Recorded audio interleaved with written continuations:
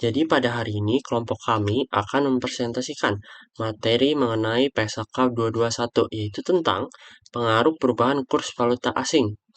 Ya, jadi ada saya sendiri, Edward Anthony, dan ada teman saya, yaitu Renat Alfredo, Kisa Simanjorang, dan juga Arnold Jansen. Ya, kita masuk ke materinya. Ya, PSAK 221 itu merupakan standar akuntansi yang mengatur bagaimana entitas mencatat transaksi dalam mata uang asing serta bagaimana menjabarkan laporan keuangan dari kegiatan usaha luar negerinya. Standar ini penting karena perubahan nilai tukar dapat mempengaruhi nilai aset, liabilitas, dan juga laba rugi, sehingga perlu pelakuan yang tepat agar laporan keuangan tetap mencerminkan kondisi ekonomi yang sebenarnya. Tujuan dan ruang lingkup. Tujuan dari PSAK 221 ini, yang pertama itu menentukan kurs yang digunakan dalam transaksi valuta asing, mengatur pengakuan selisih kurs, menjelaskan penjabaran laporan keuangan.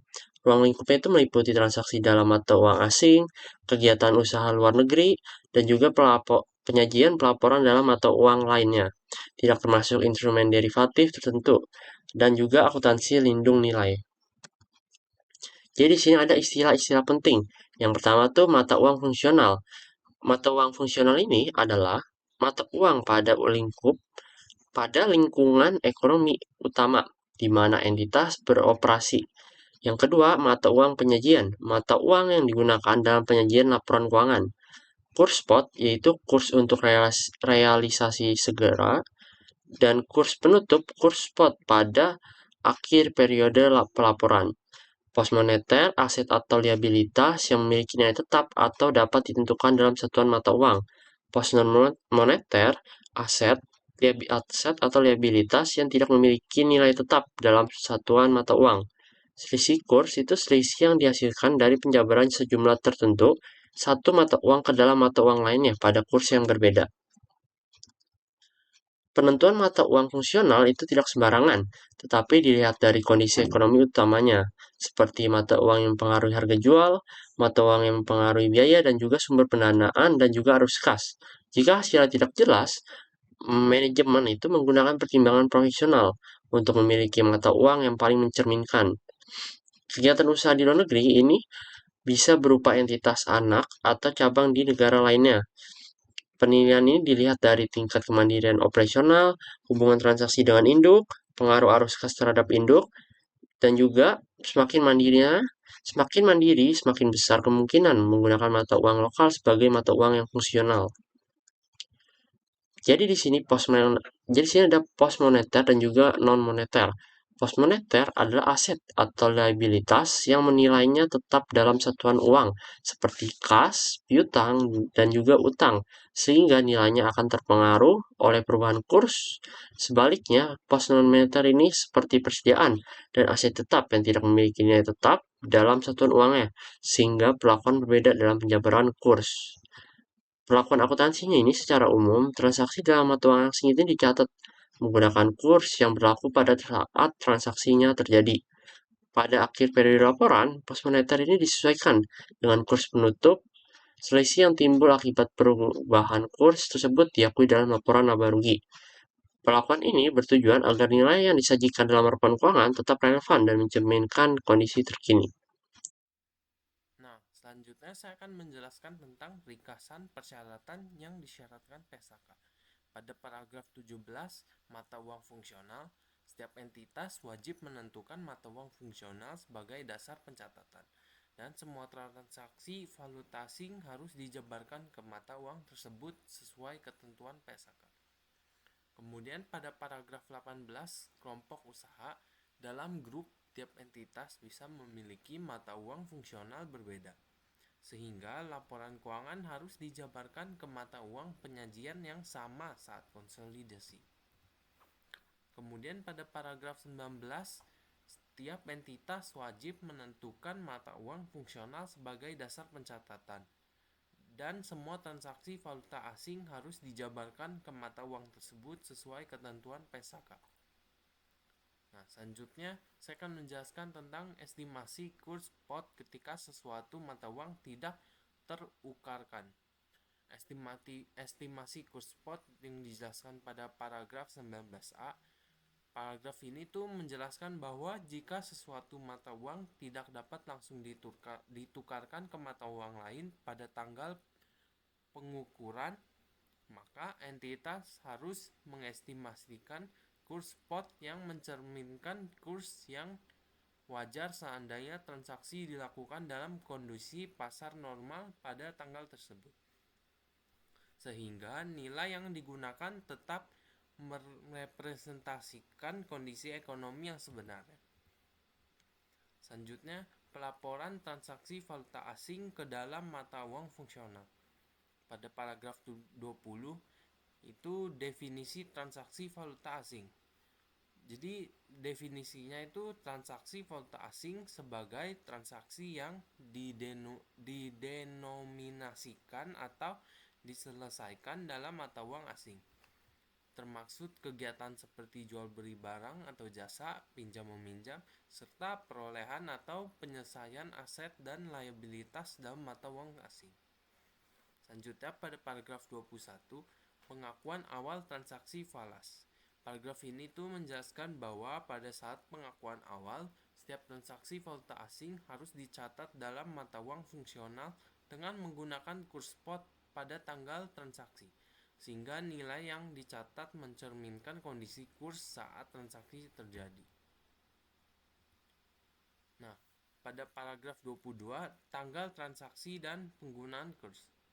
Paragraf ini menjelaskan bahwa tanggal transaksi adalah saat transaksi memenuhi kriteria pengakuan, dan dalam praktik diperbolehkan menggunakan kurs rata-rata untuk periode tertentu selama kurs tidak berfluktuasi secara signifikan.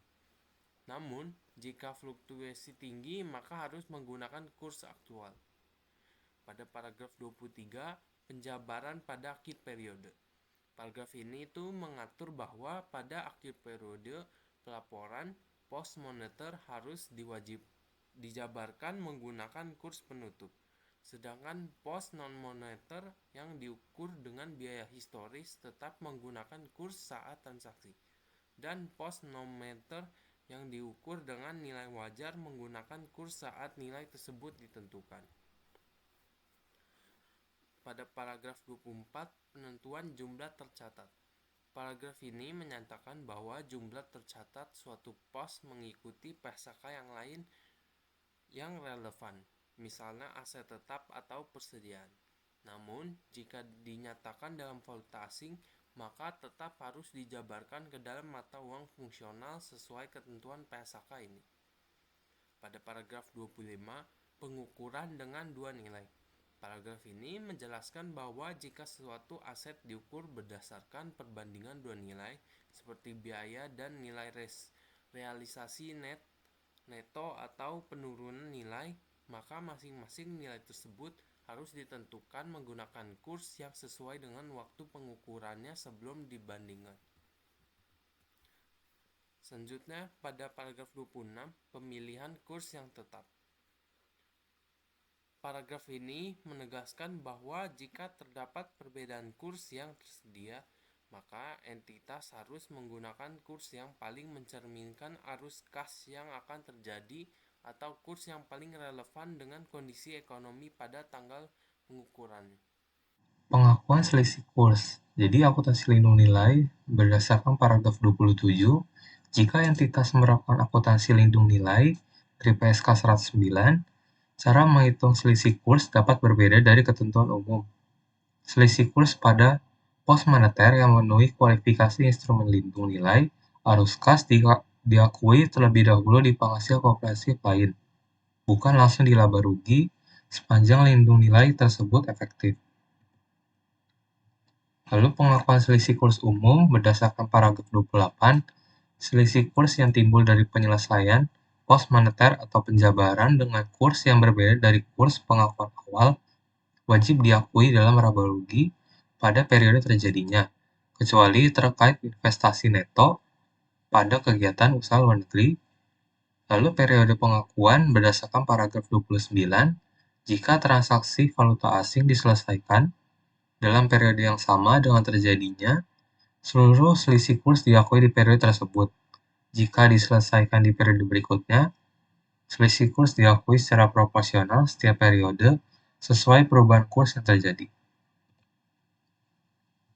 Lalu ada selisih kurs post non-moneter, yaitu konsistensi pengakuan berdasarkan paragraf 30. Perlakuan selisih kurs pada post non-moneter mengikuti tempat pengakuan keuntungan atau kerugiannya. Jika keuntungan atau kerugian diakui di OCI, maka komponen kursnya juga masuk ke OCI. Jika diakui di laba rugi, komponen kursnya juga masuk di lapor laba rugi. Jadi ada contoh penerapannya berdasarkan paragraf 31, revaluasi aset tetap diakui di OCI. Ketika aset tetap diukur dalam valuta asing, selisih kurs dari penjabaran jumlah revaluasinya juga diakui di OCI, konsisten dengan keuntungan revaluasinya. Lalu ada perlakuan khusus investasi neto berdasarkan paragraf 32, selisih kurs atau post moneter yang membentuk bagian dari investasi neto pada kegiatan usaha luar negeri diperlakukan sebagai berikut. Yang pertama, diakui di laba rugi pada laporan keuangan tersendiri dengan entitas pelapor. Lalu diakui di OCI pada laporan keuangan konsolidasi, lalu direklasifikasi dari ekuitas ke laba rugi saat pelepasan investasi neto. Lalu penentuan berdasarkan denominasi berdasarkan paragraf 33, tempat munculnya selisih kurs bergantung pada mata uang yang digunakan untuk menominasikan pos moneter antar entitas. Namun dalam laporan keuangan konsolidasi, selisih kurs dari pos moneter yang membentuk investasi neto tersebut tetap diakui di OCI. Lalu ada penjabaran ulang, jika entitas melakukan pembukuan dalam mata uang selain mata uang fungsionalnya, maka saat menyusun laporan keuangan, seluruh saldo wajib dijabarkan ulang ke mata uang fungsional sesuai paragraf 20-26. Hasilnya akan sama seperti seandainya transaksi sejak awal telah dicatat dalam mata uang fungsional. Lalu perubahan mata uang fungsional yang pertama dari penerapan prospektifnya, jika mata uang fungsional berubah, prosedur penjabaran ke mata uang fungsional baru diterapkan sesuai prospektif sejak tanggal perubahan, tanpa penyesuaian retroaktif pada laporan keuangan sebelumnya. Syarat perubahannya, mata uang fungsional hanya boleh berubah jika terdapat perubahan nyata pada transaksi, peristiwa, atau kondisi ekonomi yang mendasarinya, bukan atas dasar kebijakan manajemen semata. Contohnya perubahan mata uang yang paling mempengaruhi harga jual barang dan jasa entitas. Lalu dampak perubahannya, sejak tanggal perubahan seluruh pos dijabarkan menggunakan kurs pada tanggal perubahan dan hasilnya dianggap sebagai biaya historis baru. Selisih kurs yang sebelumnya telah diakui di OCI tidak direklasifikasi ke laba rugi sampai kegiatan usaha luar negeri yang bersangkutan dilepas. Berikutnya adalah penggunaan mata uang penyajian selain mata uang fungsional.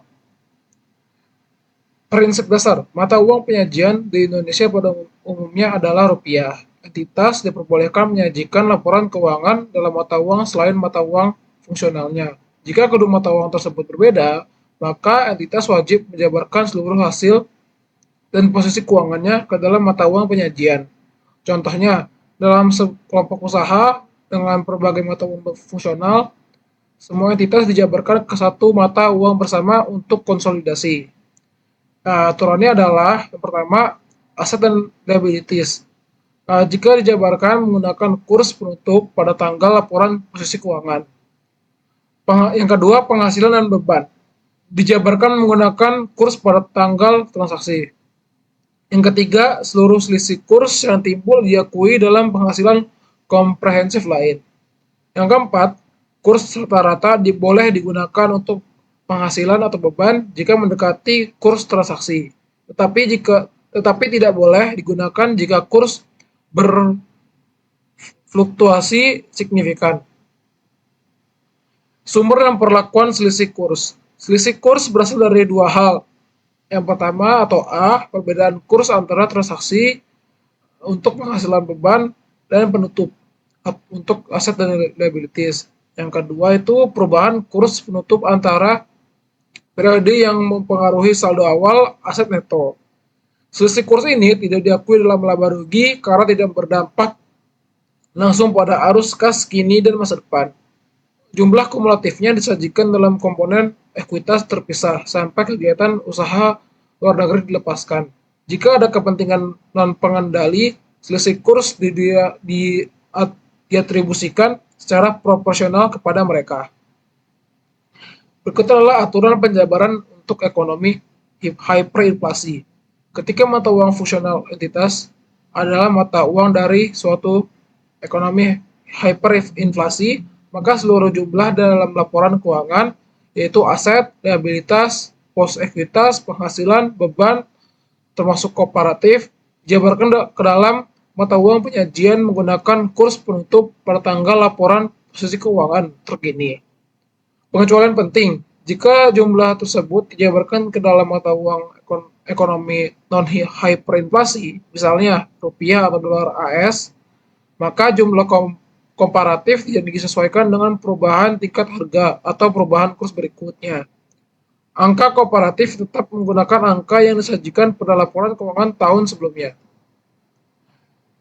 Sebelum menerapkan metode penjabaran di paragraf 42, entitas wajib menjanjikan kembali laporan keuangan sesuai dengan PSAK 229, yaitu pelaporan keuangan dalam ekonomi hyperinflasi. Tujuannya untuk mengeliminasi efek inflasi menggunakan indeks harga umum.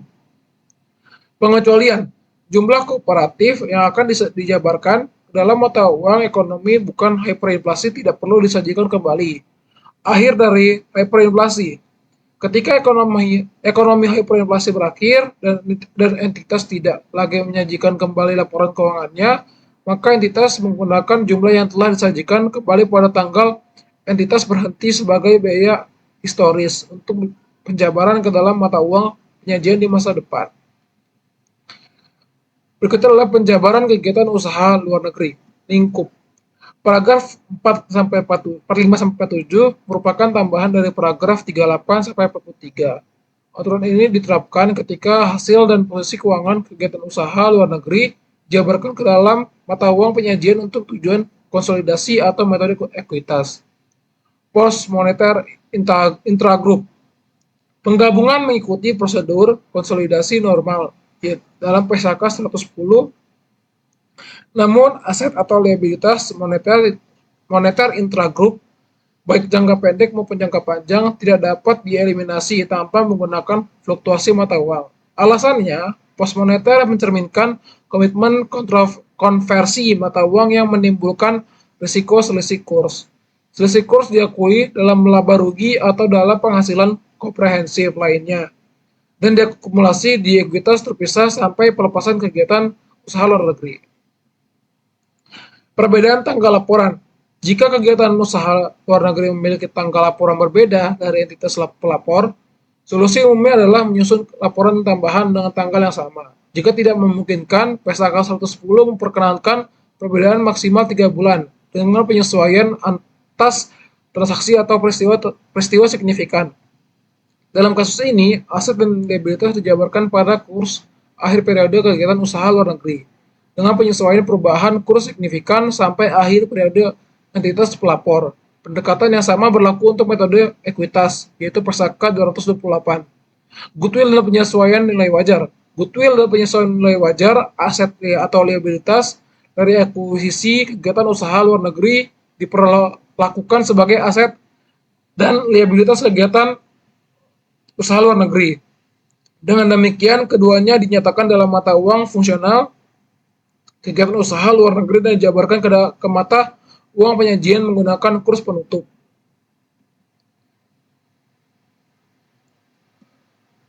Pelepasan penuh dan pelepasan parsial yang diperlakukan sebagai pelepasan. Dalam pelepasan seluruh kegiatan usaha luar negeri, jumlah kumulatif selisih kurs yang sebelumnya diakui dalam penghasilan komprehensif lainnya dan diakumulasi di ekuitas terpisah. Direklasifikasi dari ekuitas ke laba rugi sebagai penyesuaian reklasifikasi. Pada saat keuntungan atau kerugian pelepasan diakui, selain pelepasan seluruh kepentingan, pelepasan parsial berikut ini juga dicatat sebagai pelepasan. A. Pelepasan sebagai yang mengakibatkan hilangnya pengendalian pada entitas anak yang mencakup kegiatan usaha luar negeri, terlepas dari apakah entitas masih memiliki kepentingan non-pengendali atau pelepasan. B. Pelepasan sebagai atas kepentingan dalam pengaturan bersama atau entitas asosiasi yang mencakup kegiatan operasi luar negeri, di mana kepentingan yang tersisa merupakan aset keuangan. Perlakuan untuk kepentingan non-pengendali dan pelepasan parsial lainnya.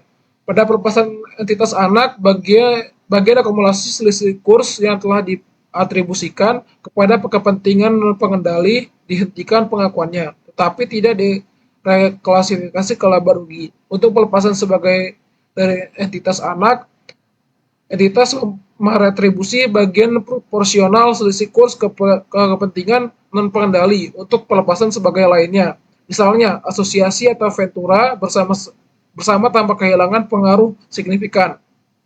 Entitas mereklasifikasi hanya sebagian proporsional ke laba rugi.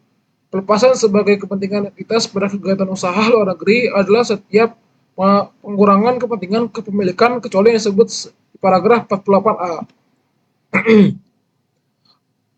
Apa yang bukan merupakan pelepasan? Entitas dapat melepaskan kepentingan melalui penjualan, likuidasi, pembayaran, kembali modal saham, atau pelepasan seluruh atau sebagian entitas. Namun, pengurangan jumlah tercatat kegiatan usaha luar negeri yang disebabkan oleh kerugian usahanya sendiri atau penurunan nilai yang diakui oleh investor bukan merupakan pelepasan. Oleh karena itu, tidak ada bagian selisih kurs yang direklasifikasi ke laba rugi pada saat terjadi pengurangan nilai tersebut. Pengaruh pajak dari seluruh selisih kurs. Pengaruh pajak atas selisih kurs, keuntungan atau kerugian yang ditimbulkan dari dua sumber berikut. 1. Transaksi valuta asing. Misalnya keuntungan selisih kurs karena fluktuasi nilai tukar saat membayar utang dalam mata uang asing. 2. Selisih kurs dari penjabaran hasil dan posisi keuangan entitas, termasuk kegiatan usaha luar negeri, ke dalam mata uang yang berbeda. Mungkin memiliki pengaruh pajak, baik pajak kini maupun pajak tangguhan. Penerapan PSAK 212. Pajak penghasilan diterapkan untuk mengatur pengaruh pajak tersebut. Ini berarti entitas harus mengakui aset pajak tangguhan atau liabilitas pajak tangguhan atas perbedaan temporer yang timbul dari selisih kurs, serta memperhitungkan dampak pajak kini jika selisih kurs mempengaruhi penghasilan ke pajak. Pengungkapan wajib umum. Dalam kelompok usaha, acuan mata uang fungsional pada paragraf 53 dan 55 sampai 57 mengaku pada mata uang fungsional entitas induk. Entitas wajib mengungkapkan a. Jumlah selisih kurs yang diakui dalam laba rugi, kecuali selisih kurs pada instrumen keuangan yang diukur pada nilai wajar melalui laba rugi. B. Selisih kurs neto yang diakui dalam penghasilan komprehensif lainnya dan diakumulasi dalam komponen ekuitas terpisah, serta rekonsiliasi selisih kurs tersebut pada awal dan akhir periode. Pengungkapan terkait mata uang. Jika mata uang penyajian berbeda dengan mata uang fungsional, maka fakultas tersebut dinyatakan bersama dengan pengungkapan tentang mata uang fungsional dan alasan pengungkapan mata uang penyajian yang berbeda. Jika terdapat perubahan mata uang fungsional, baik entitas pelapor maupun kegiatan usaha luar negeri yang signifikan, maka fakta dan alasan perubahan tersebut wajib diungkapkan. Pengungkapan kepatuhan SAK dan informasi tambahan. Entitas hanya boleh menyatakan laporan keuangannya pada SAK Indonesia jika memenuhi seluruh persyaratan SAK, termasuk metode penjabaran paragraf 39 atau 42. Jika entitas penyajian informasi keuangan dalam mata uang lain tanpa memenuhi persyaratan tersebut, misalnya menjabarkan seluruh pos dengan penutup terkini, maka informasi itu tidak sesuai dengan SAK dan wajib. A. Identifikasi secara jelas sebagai informasi tambahan. B. Diungkap mata uang yang digunakan. C. Diungkap mata uang fungsional dan metode penjabaran yang digunakan.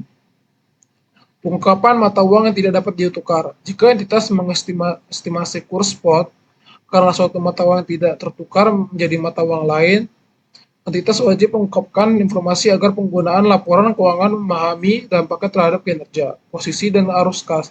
Informasi yang wajib diungkap. A. Sifat dan dampak keuangan dari kegiatan ketidakmampuan tukar.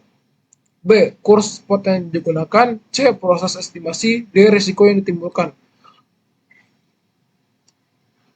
Tanggal efektif dan ketentuan transisi.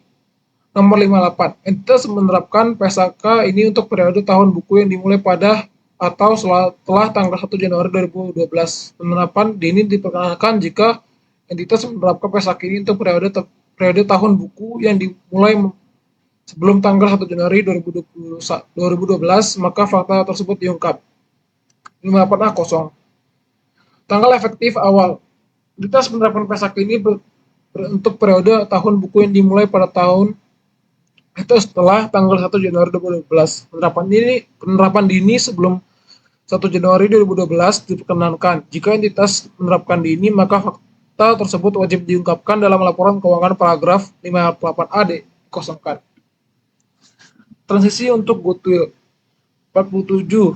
Entitas menerapkan paragraf 47 sebagai perspektif untuk seluruh akuisisi yang terjadi setelah awal periode laporan keuangan ketika PSAK ini pertama kali diterapkan. Penerapan secara prospektif untuk akuisisi terdapat tidak diperlukan untuk akuisisi kegiatan usaha luar negeri yang terjadi sebelum tanggal penerapan. Entitas tidak menyajikan kembali tahun-tahun sebelumnya. Entitas dapat memperlakukan goodwill untuk penyajian nilai wajar dari akuisisi lama sebagai aset atau liabilitas untuk induk. Perubahan lain dan amandemen. Seluruh perubahan yang lain yang dihasilkan dari penerapan PSAK ini diterapkan secara retrospektif. PSAK 109 mengamandemen paragraf 03, 04, 05, 27, 52 dan menghapus 60C, 60E, 60I. PSAK 116 mengamandemen paragraf 16, paragraf 60A sampai 60I dikosongkan. Amandemen kekurangan ketertukaran.